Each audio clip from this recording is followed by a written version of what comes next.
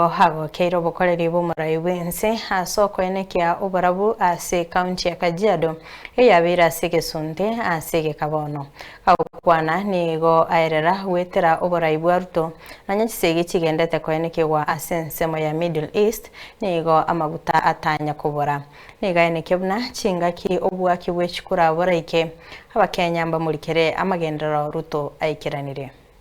Mheshimiwa Rais, hii Kajiado County sehemu nyingi imekuwa kwa giza kwa hizi miaka zote tangu tupate uhuru, lakini chini ya uongozi wako hiyo sasa inabadilika.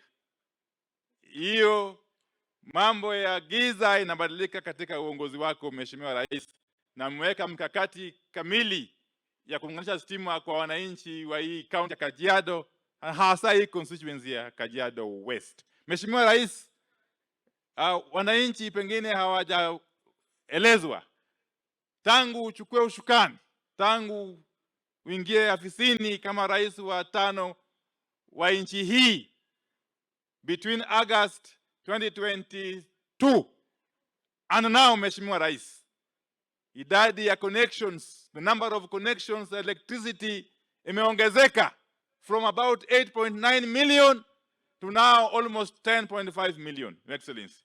That is an increase of about 15% in just under 3.5 years, Your Excellency. Na hiyo ni hatua kubwa sana kwa mambo ya maendeleo ya nguvu ya umeme.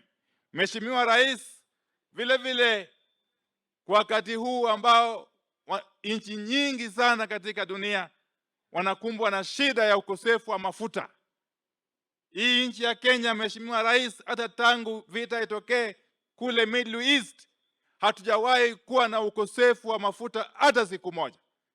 Tunaweza ongea juu ya bei, lakini mafuta yenyewe imekuwepo, Mheshimiwa Rais.